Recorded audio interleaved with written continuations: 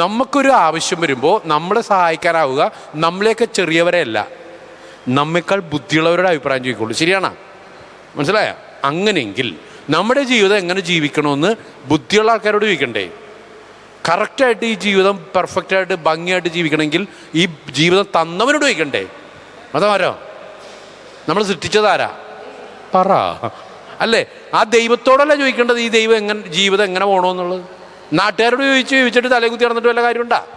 ഇതെല്ലാം നമുക്ക് പറ്റിക്കൊണ്ടിരിക്കുന്ന പ്രശ്നം ഇല്ലേ? നമ്മുടെ പല പ്രശ്നം വരുമ്പോൾ നമ്മൾ ഓടി അപ്പുറത്തെ വീട്ടുകാരനോട് ഇപ്പുറത്തെ വീട്ടുകാരോട് പോയി ചോദിക്കും.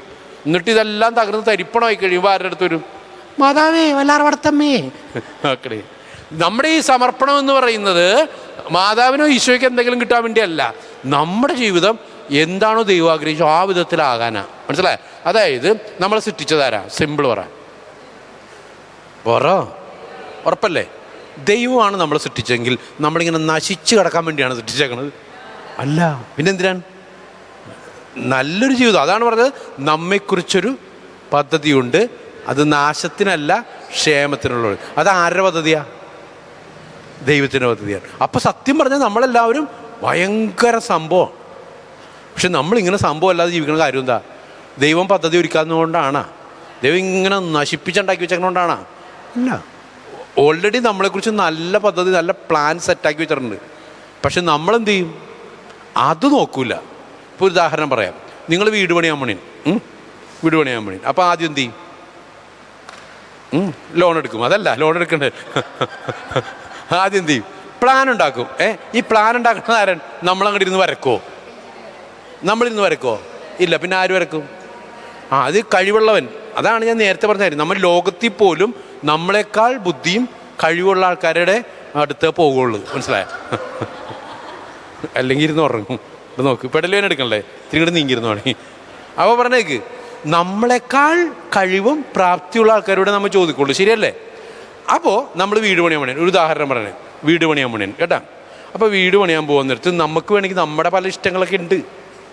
ഈ സൈഡിൽ ബാത്റൂം, ഈ സൈഡിൽ ഇത്, അങ്ങനെയൊക്കെ നമുക്ക് പ്ലാനുണ്ട്. ഇവിടെ ഒരു ചെടി, വീടിൻ്റെ നടുക്ക് തന്നെ ഒരു മരം. ആളോട് പോയി പറയും, എനിക്ക് ഇങ്ങനെയുള്ള ആഗ്രഹങ്ങളൊക്കെ ഉണ്ട്, അപ്പോൾ ഇത് പറ്റുന്ന പ്രായോഗികമായിട്ട് എങ്ങനെ ചെയ്യാൻ പറ്റും? ഒരു പ്ലാൻ വരച്ചു തരാൻ പറയും. വരച്ചുതരോ? ആ പ്ലാൻ വരച്ചിട്ട് നിങ്ങൾ എന്ത് ചെയ്യും? അത് പുഴുങ്ങി തിന്നോ? അത് കൊണ്ടുപോയിട്ട് പാസ്സാക്കാൻ കൊടുക്കും. അപ്പോൾ അതിലും മികച്ച ഒരാളുടെ അടുത്ത് പോയി പഞ്ചായത്തിലൊക്കെ പോയിട്ട് പാസ്സാക്കി അത് ഓക്കേക്ക് വരും. എന്നിട്ട് പാസ്സാക്കിയ ബില്ല് ഇവിടെ ഇരിപ്പുണ്ട് കേട്ടാ. എന്നിട്ട് നിങ്ങൾ എന്ത് ചെയ്യും?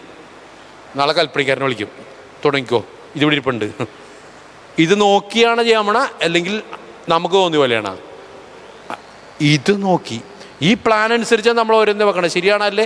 എന്നിട്ട് ഈ പണി തുടങ്ങുമ്പോൾ നമുക്ക് ചിലപ്പോൾ തോന്നും, ഇത് ഇത്തിരി കൂടി അങ്ങോട്ട് ആക്കിയാല. അപ്പം എന്ത് ചെയ്യും? നമുക്ക് തോന്നിയ പോലെ ചെയ്യൂല. അയാൾ വിളിക്കും, ഇതിങ്ങനെ ചെയ്താൽ കുഴപ്പമുണ്ടാ? അപ്പം അയാൾ പറയണേ, ആ കുഴപ്പമില്ല, അല്ലെങ്കിൽ ഇങ്ങനെ കൂടി ആക്കിക്കോ. നമ്മൾ കറക്റ്റ് ചെയ്ത് അവരുടെ ബുദ്ധി ഉപയോഗിച്ചുകൊണ്ടാണ് ചെയ്യണത്. ശരിയാണോ? ഞാൻ ചോദിക്കണത് ഇത്രയേ ഉള്ളൂ, നമ്മളെ സൃഷ്ടിച്ചത് ആരാ? ആ ദൈവം നമ്മളെ സൃഷ്ടിച്ചപ്പോൾ എങ്ങനെയെങ്കിലും ആയിക്കോട്ടെ എന്ന് പറഞ്ഞാണ് സൃഷ്ടിച്ചത്? അല്ല, അനുഗ്രഹമായിട്ട് സൃഷ്ടിച്ചത്. അപ്പോൾ ദൈവത്തിന് സൃഷ്ടിക്കുമ്പോഴേ നമ്മൾ എന്തായിത്തീരണം, എങ്ങനെ ആയിത്തീരണമെന്ന് പ്ലാനുണ്ടോ ഇല്ലയോ? പറ. ഉണ്ടല്ല. ആ പ്ലാൻ അനുസരിച്ച് പോയാൽ നമ്മൾ സൂപ്പറാകുമോ? ആ പ്ലാൻ എവിടെ ഇരിപ്പുണ്ട്? പറ, എവിടെ ഇരിപ്പുണ്ട്? എവിടെ? അതെ, എവിടെ ഇരിപ്പുണ്ട്? ഇവിടെ ഇരിപ്പുണ്ട്. ആ പ്ലാൻ എവിടെ ഇരിപ്പുണ്ട്? നമ്മെക്കുറിച്ചുള്ള ദൈവത്തിൻ്റെ പ്ലാൻ ഇവിടെ ഉണ്ട്. എവിടെ ഇരിപ്പുണ്ട്? എല്ലാവരുടെയും വീട്ടിലുണ്ട്. ഉറക്കെ പറ. ബൈബിൾ എന്ന് പറഞ്ഞ എന്താ സാധനം? വീട്ടിലില്ലേ? അതെന്താണ് ബൈബിള്? ദൈവം നമ്മെക്കുറിച്ച് ഉള്ള പദ്ധതി എഴുതി തന്നേക്കണാണ്. ദൈവം നമ്മോട് സംസാരിക്കുന്നതാ. അവിടെ ഇരിപ്പുണ്ട്. വീട്ടിലുണ്ടല്ല, റേഷൻ കാർഡ് വെക്കാനായിട്ട് വെച്ചേക്കണം. കടയിൽ പോയി വരുമ്പോൾ ബാക്കി ബില്ല്, ഞാൻ വെഞ്ചിരിക്കാൻ പോയതാണേ, കുറേ ബില്ലൊക്കെ ഇരിക്കണം ബൈബിൾ. അതാവുമ്പേ ബൈബിളിൽ നിന്ന് ആരും എടുത്തുകൊണ്ട് പോകില്ലെന്ന് പേടിയാണെന്ന്. ബൈബിളിൽ വെച്ചാലേ ആരും എടുത്തുകൊണ്ട് പോകില്ലെന്ന്. അപ്പോൾ ഈ ബൈബിളിൽ ദൈവം വെളിപ്പെടുത്തി തന്നതാ. ഞാൻ ചോദിക്കട്ടെ, ഈ ബൈബിൾ എഴുതിയത് എത്ര നൂറ്റാണ്ട് മുമ്പാണ്? 3000 നൂറ്റാണ്ടുകൾക്ക് മുമ്പാണ്. ആണോ? അന്നൊട്ട് എഴുതപ്പെട്ട, പലരായിട്ട് എഴുതപ്പെട്ടിട്ടും ഇന്നും ബൈബിൾ നിലനിൽക്കണ്ട. ഇന്നും ആ ബൈബിളും ഏറ്റവും കൂടുതൽ ട്രാൻസ്ലേഷൻ ചെയ്തത് ബൈബിളല്ലേ? ഇന്നും ഏറ്റവും കൂടുതൽ വിറ്റഴിച്ചത് ബൈബിളല്ലേ? ഇന്ന് ഏറ്റവും കൂടുതൽ ആൾക്കാർ വായിച്ചതും ബൈബിളല്ലേ? ഏറ്റവും കൂടുതൽ ആൾക്കാരെ മാനസാന്തരപ്പെടുത്തിയതും ബൈബിളല്ലേ? അതിൻ്റെ അർത്ഥം എന്താ? അത് ദൈവത്തിൻ്റെ സ്വരമാണ്. അത് നമ്മളോട് സംസാരിക്കുന്നതാ. നമ്മൾ ഒരു ദിവസം ഒരു സങ്കടം വരുമ്പോൾ, വിഷമം വരുമ്പോൾ പ്രാർത്ഥിച്ചിട്ട് ബൈബിൾ തുറക്കുമ്പോൾ എന്ത് കിട്ടും? ഒരു വചനം കിട്ടും. അത് നമുക്ക് കറക്റ്റ് ഉത്തരമാണ്. സത്യം പറ, സത്യം പറ. ഇതിൻ്റെ അർത്ഥം എന്താ? ഈ 78 നൂറ്റാണ്ടുകളായി, പക്ഷെ ഇന്നും ആ ദൈവം സംസാരിക്കുന്നതാ. നമ്മളോട് പറയണേ, ഇന്ന് ഈ വഴിക്ക് പോ, നീ ഈ വഴിക്ക് പോ എന്ന് ഓരോ ദിവസവും പറയുന്ന പ്ലാനാണത്. ആ പ്ലാൻ അനുസരിച്ചാണ് നമ്മൾ നടക്കണത്. പറ. എന്നിട്ട് കുരുത്തക്കേടൊക്കെ കാണിച്ചിട്ട് പിന്നെ വല്ലാർപാടത്തമ്മേ ഞാൻ വീണ് എന്നെ ഒന്ന് രക്ഷിക്ക്. അപ്പോൾ വല്ലാർപാടത്തമ്മ എന്ത് ചെയ്യും? പിന്നെയും പിടിച്ച് കയറ്റി ശരിയാക്കി തരും. എന്നിട്ട് പിന്നെയും നമ്മൾ എന്ത് ചെയ്യും? സത്യം പറ, അങ്ങനെയല്ലേ നമ്മുടെ പോക്ക്. ഒരു പ്രശ്നം വരുമ്പോൾ പോയി കൈകാലം പിടിച്ച് നൊവേനും ധ്യാനവും കൂടി ശരിയാക്കി എടുക്കും. നൊവേനും ധ്യാനവും കൂടി കഴിയുമ്പോൾ സംഗതി ഒന്ന് ട്രാക്കാവൂലേ? അത് ശരിയല്ലേ? ഒരു സമാധാനവും സന്തോഷമൊക്കെ വന്നു. അത് കഴിഞ്ഞിട്ട് പിന്നെയും പ്ലക്കേ. ശരിയാണ്. ഇത് തന്നെ ഈ സർക്കസാണ് നമ്മൾ കാണിച്ചുകൊണ്ടിരിക്കുന്നത് അല്ലേ? അപ്പോൾ ഇതാണ് സമർപ്പണം. ഇവിടെ സമർപ്പണം എന്ന് പറയുന്നതിൻ്റെ കാര്യം എന്താണെന്നറിയോ? എൻ്റെ ദൈവം എന്നെ സൃഷ്ടിക്കാൻ അവന് കഴിവുണ്ടെങ്കിൽ അവനറിയാം എൻ്റെ ജീവിതം അനുഗ്രഹമാക്കാനും. അങ്ങനെ അനുഗ്രഹമാക്കാൻ കഴിയുന്നവന് ജീവിതം കൂടെ വെച്ചുകൊടു. രണ്ട് കണ്ട നാട്ടുകാരുടെ അടുത്തല്ല പോയി അഭിപ്രായം ചോദിക്കേണ്ടത്. അപ്പം നമ്മൾ ജീവിതം സമർപ്പിച്ചു എന്ന് പറഞ്ഞാൽ ദൈവത്തിനല്ല പുണ്യം, നമ്മുടെ ജീവിതമാണ് അനുഗ്രഹമാണത്. അങ്ങനെ നമ്മുടെ ജീവിതം ദൈവം ആഗ്രഹിച്ച പോലെ അനുഗ്രഹമായി ജീവിക്കുമ്പോൾ, നമ്മുടെ ആ വിശുദ്ധമായ ജീവിതം കാണുമ്പോൾ ആര് മഹത്വപ്പെടും? അതാണ് നമ്മുടെ ജീവിതം. പിടികിട്ടിയ? അല്ലാണ്ട് നമ്മുടെ ഈ കോലമൊക്കെ കണ്ടു കഴിഞ്ഞാൽ ദൈവം മഹത്വപ്പെടണുണ്ടോ? സത്യം പറ. നമ്മുടെ ജീവിതം കണ്ടിട്ട്, ക്രിസ്ത്യാനിയുടെ ജീവിതം കണ്ടിട്ട് ഏതെങ്കിലും ഒരുത്തൻ മന്നുണ്ട് ഇങ്ങോട്ട്? മനസ്സിലായില്ലേ? അപ്പോൾ ഇത് ശരിയാക്കുക. സമർപ്പണം എന്ന് പറയണത് കർത്താവിൻ്റെ അമ്മയുടെ കയ്യിലേക്ക് കൊടുക്കണേ. ഞാൻ പൊട്ടനാണ്, എനിക്ക് ബുദ്ധിയില്ല, എനിക്കിതൊന്നും മനസ്സിലാകണില്ല, അപ്പം അങ്ങൊന്ന് ശരിയാക്കി താ. ഇതാണ് സമർപ്പണം. ആണല്ലേ? ഇനി അത് വേണോ വേണ്ടേ? അപ്പം ലാഭം ഓർക്കാം, മാതാവിനെ നമുക്കാ. ഇനി മാതാവ് നമ്മുടെ പുറകെ നടന്ന്, മോളെ നീ നിന്റെ ജീവിതം എനിക്ക് താ, ഞാൻ ശരിയാക്കി തരാമെന്ന് പറഞ്ഞ് പുറകെ നടക്കണതിൻ്റെ കാര്യം എന്താ? നിങ്ങൾ ഈ പൊട്ടത്തരം കാണിച്ചിട്ട് നടക്കും. ഇനി വീട്ടിൽ പിള്ളേരുണ്ടല്ലോ, കുരുത്തക്കട കാണിക്കുമ്പോൾ നിങ്ങൾ എന്താ പറയും? ഇത് നിങ്ങൾക്ക് ഒരു ബുദ്ധിയില്ലല്ലോ. അത് തന്നെയാണ് അമ്മ പറഞ്ഞുകൊണ്ടിരിക്കണം. ശരിയാണല്ലേ? ഏത് നേരവും ഈ മണ്ടത്തരം നിരന്തരം കാണിച്ചുകൊണ്ടിരിക്കുമ്പോൾ പറയും ഇതുങ്ങളെ കൊണ്ട് തോറ്റി, എത്ര പറഞ്ഞാലും മനസ്സിലാവില്ല എന്ന് പറഞ്ഞ് അമ്മ പുറകെ നടന്ന് നമ്മുടെ പാഴാകുന്ന ജീവിതം ശരിയാക്കാൻ വേണ്ടി നടക്കണേ. ലക്ഷ്മി കടലിൽ പോയി. അത് ഭൗതികമായ അപകടമായിട്ട് കാണണ്ട. കടലിൽ പോയി വീണുപോയി. അപ്പം അമ്മ അവിടെ ഇറങ്ങി വന്നിട്ട് രക്ഷിക്കണേ. അത് ഭൗതികമായൊരു അപകടമല്ലേ? അതല്ലല്ല, ആത്മീയമായിട്ട് ഇതിലോ എത്രയോ വലിയ നടുക്കടലിലേക്ക് നമ്മൾ വീണുകൊണ്ടിരിക്കണത്, നരകത്തിന് നടുക്കടലിലേക്ക്. അപ്പം അമ്മ മാതാവിനൊരു സ്വസ്ഥത ഉണ്ടാ. അപ്പോൾ വേഗം കയറി പിടിക്കണേ. അപ്പോൾ ഈ മരിയൻ സമർപ്പണം എന്ന് പറയുന്നത് നമ്മുടെ ജീവിതം അമ്മയുടെ ഞാൻ ചോദിക്കട്ടെ, ദൈവത്തിൻ്റെ പദ്ധതി ശരിക്കും ഗ്രഹിച്ചതാരാ? പരിശുദ്ധമ്മയല്ലേ? അപ്പം അമ്മയ്ക്ക് അറിയാലോ നമ്മുടെ കാര്യങ്ങളൊക്കെ. അപ്പം അമ്മ നമ്മളെ നയിക്കും.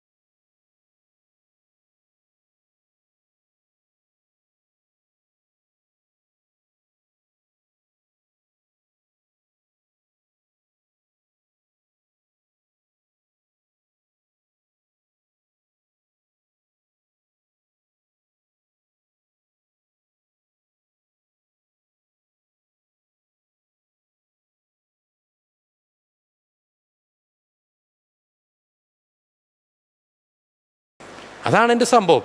ഇനി ഞാൻ വേറെ കാര്യം ചോദിച്ചുതരാം. ഈശോ ആരാ? ബോറടിച്ചാ പറ. കഴിഞ്ഞ ആഴ്ച പിതാവിൻ്റെ കൂടെ ഒരു പരിപാടിയുണ്ട് അരമനയിൽ. അപ്പോൾ പിതാവ് കൊച്ചു പിതാവ് വലിയ പിതാവിനോട് പറഞ്ഞിരിക്കാൻ കസേര കയറി എന്നാണ് പ്രസംഗിക്കണേ തന്നെ. ഇനിയിപ്പോൾ അത് തെറ്റിക്കണ്ടല്ല. കേക്ക് ഈ ഈശോ ആരാ? ദൈവമാണ്. ശ്രദ്ധിക്കണം കേട്ടാ, ഞാൻ കുഞ്ഞു കുഞ്ഞു കാര്യങ്ങളുടെ കാര്യം മനസ്സിലാക്കും. ബോറടിച്ചാ? ഈശോ ദൈവമാണ്. ഈശോ ഭൂമിയിലേക്ക് വന്നത് എന്തിനാ? നമ്മൾ രക്ഷിക്കാൻ. എങ്ങനെ രക്ഷിക്കാൻ പറ്റും? പാപത്തിൽ നിന്ന് രക്ഷിക്കാൻ പറ്റും. എങ്ങനെ രക്ഷിക്കാൻ പറ്റും? എങ്ങനെ രക്ഷിച്ചു പറ. കുരിശിൽ ഏറി. അതിൻ്റെ അർത്ഥം എന്താണ്? ഈശോ വന്നത് എന്തിന്? മരിക്കാൻ. ആണല്ലേ? ഈശോക്ക് ഉറപ്പല്ലേ നമ്മളെ രക്ഷിക്കാനാ വന്നേന്ന്? അങ്ങനെ രക്ഷിക്കണമെങ്കിൽ എന്ത് വേണം? കുരിശിൽ കയറണമെന്ന് ആർക്കറിയാം? അതിൻ്റെ അർത്ഥം എന്താണ്? നമ്മളൊക്കെ ജനിച്ചത് എന്തിനാ? ജീവിക്കാൻ. ശരിയല്ലേ? നമ്മളൊക്കെ ജനിച്ചത് എന്തിനാ? ജീവിച്ചിട്ടും തീർന്നിട്ടുണ്ടാ? ഇരിക്കണ ഭൂരിപക്ഷം ഞാൻ ഒഴിച്ച് കെക്ക CC അടഞ്ഞ് തീർന്നിരിക്കണേണ്. എന്നിട്ട് ഇനിയും ജീവിക്കണമെന്നല്ലേ ആഗ്രഹം? അല്ല, ഞാൻ പറഞ്ഞത് നമ്മളെന്തിനാ? ജീവിക്കാൻ വേണ്ടി എന്തെല്ലാം അഭ്യാസമാണ്. ശരിയല്ലേ? പക്ഷെ സത്യം പറഞ്ഞാൽ ജീവിക്കേണ്ടെന്നല്ല നീ പറഞ്ഞ. ഈശോ വന്നത് എന്തിനാ? മരിക്കാനാ. സത്യം പറഞ്ഞാൽ മരിക്കാനാ. കാരണം എന്താ? മരിക്കുന്ന ഉറപ്പോടെ വന്നത്. ഇതെല്ലായ്പ്പോഴും അദ്ദേഹത്തിന് അറിയാമായിരുന്നല്ല. എല്ലായ്പ്പോഴും അറിയാമായിരുന്നു. നല്ല ബോധം ഉണ്ടായിരുന്നു. ആണല്ല? ആ കർത്താവ് ഒരിടത്ത് വെച്ച് ഒന്നിടറി. എവിടെയാണെന്നറിയാമോ? ഗെത്സമനി തൊട്ടിയത്. എന്താ പറഞ്ഞത്? ഞാൻ മരിക്കാൻ വന്നേണെന്ന് ഇതിനു മുമ്പ് 3 പ്രാവശ്യമാരോട് പറഞ്ഞു. ഞാൻ പീഡിപ്പിക്കപ്പെടും, കൊല്ലപ്പെടും എന്നൊക്കെ പറഞ്ഞതാ. എല്ലാം കൃത്യമായിട്ട് അറിയാവുന്ന ഈ കർത്താവ് തന്നെ ഗെത്സമനിൽ നിന്നപ്പോൾ പറഞ്ഞതാണ് കഴിയുമെങ്കിൽ ഒന്ന് മാറ്റിത്തരാൻ. അപ്പം ഈശോയ്ക്ക് പറ്റി അല്ലേ? പക്ഷെ അടുത്ത സെക്കൻഡിൽ ഈശോ എന്ത് ചെയ്ത്? അതാണ് ഞാൻ നിങ്ങളോട് പറയണത്. നമ്മുടെ ജീവിതത്തിൽ നമ്മൾ ട്രാക്ക് മാറി, ഈശോ പോലും ഒന്ന് മാറി ഒരു സെക്കൻഡ്. എന്നിട്ട് കർത്താവ് ഇമ്മീഡിയറ്റ്ലി ഉടനെ തന്നെ ട്രാക്കിലേക്ക് വന്നു. കാരണം എന്താണെന്നറിയോ? നമ്മളെപ്പോലെയല്ല ഈശോ. നമ്മളെക്കാളും ബുദ്ധി ആർക്കുണ്ട്? ഈശോയ്ക്കുണ്ട്. നമ്മുടെ ഇഷ്ടങ്ങളല്ല ശരി, ദൈവത്തിൻ്റെ ഇഷ്ടമാണ് ശരിയെന്ന് ഈശോയ്ക്ക് അറിയാം. അതുകൊണ്ട് അടുത്ത സെക്കൻഡിൽ പറഞ്ഞു അതുകൊണ്ട് എടുത്തോ, അങ്ങയുടെ ഹിതം നിറവേറട്ടെ.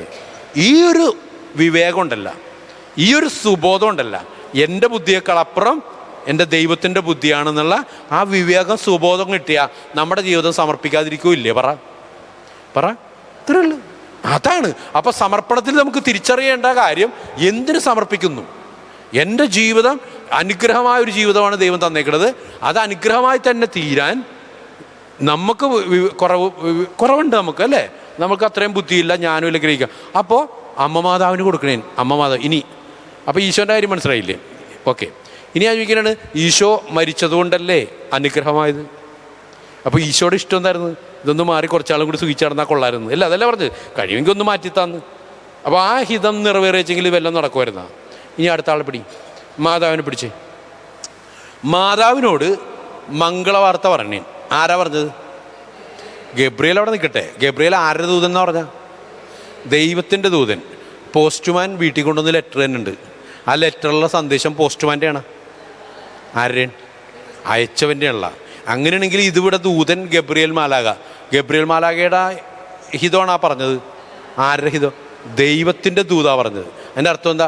ദൈവം മംഗളവാർത്ത എന്നാ പറഞ്ഞ. എന്ത് വാർത്ത? അതിൻ്റെ അർത്ഥം എന്താ? സന്തോഷ വാർത്ത. മംഗളവാർത്ത ആരോട് പറയണു? അപ്പം മാതാവ് എന്താ പറഞ്ഞത്? അതൊക്കെ അവിടെ നിൽക്കട്ടെ. ആദ്യം പറഞ്ഞെന്താന്ന് പറ. അതിനു മുമ്പ് പറഞ്ഞുണ്ട് അവൾ വളരെയേറെ. ഞാൻ ചോദിക്കട്ടെ, ഇത് മംഗളവാർത്തയല്ലേ? അതും നമ്മൾ നാട്ടുകാർ സന്തോഷ വാർത്തയൊക്കെ പറഞ്ഞ് പറ്റിക്കാറുണ്ട്. അതുപോട്ടെ, ഇത് പറ്റിക്കുന്ന ആളാണ് പറഞ്ഞത്. ദൈവം തമ്പരാൻ വന്നിട്ട് മംഗളവാർത്ത പറഞ്ഞേ, സന്തോഷകരമായ വാർത്ത അമ്മ മാതാവിനോട് പറഞ്ഞു. അപ്പം അമ്മ എങ്ങനെയാണ് അത് എടുത്തത്? ഇതെങ്ങനെ? എന്താ അവസ്ഥയാണ്? ഇപ്പോൾ മാതാവ് ഭയങ്കര സംഭവമാണെന്നാണ് അമ്മ പറയണ. പക്ഷേ അമ്മ മാതാവിൻ്റെ ആദ്യത്തെ സെക്കൻഡിലെ മറുപടിയാണിത്. ഇതെങ്ങനെ സംഭവിക്കും? ഈ ഈശോയ്ക്കുണ്ടായിരുന്നു ഗെത്സമൻ തോട്ടത്തിൽ ഈ ദൈവഹിതം ശരിയാവോ, വേണോ വേണ്ടെന്നുള്ളത് അല്ലേ? പക്ഷെ അമ്മയ്ക്കും ഉണ്ടായി. അസ്വസ്ഥയായി എന്ന് പറഞ്ഞ മംഗളവാർത്ത കേട്ടിട്ടെ അസ്വസ്ഥയായിട്ട് അവൾ പറഞ്ഞു ഇതെങ്ങനെ സംഭവിക്കും? അപ്പോൾ അമ്മ മാതാവ് എന്ത് ചെയ്തു? എന്നെ കൊണ്ടൊന്നും പറ്റില്ലെന്ന് പറഞ്ഞ് ഇറങ്ങിപ്പോയാ പറ. അവിടെയാണ് നമ്മുടെ സമർപ്പണം എങ്ങനെ വേണമെന്നുള്ളത്. ഇവഞ്ചലൈസേഷൻ മീൻസ് എന്നെ മിക്കവാറും ബാൻ ചെയ്യാൻ സാധ്യതയുണ്ട് അല്ലേ? ഇന്ത്യ പൊക്കൂല്ലല്ലോ, അതുകൊണ്ടാണ് നമുക്ക് കാണണ്ടേ. അല്ല ഇരുന്ന് ഉറങ്ങൂ നിങ്ങ, എന്തെങ്കിലും പറയണ്ട. അവ കേക്ക്, ഞങ്ങൾ ഒരുമിച്ച് സെമിനാരി കയറിയതാണ്. ഞങ്ങൾ ഒരുമിച്ച് സെമിനാരി കയറിയപ്പോണ്ടല്ല, ഞങ്ങളുടെ ആദ്യത്തെ റെക്ടറാണ് ഇപ്പോൾ ഖുർആനില്ലേ പിതാവ്. അപ്പോൾ കുറെ അടുത്ത പിതാവും.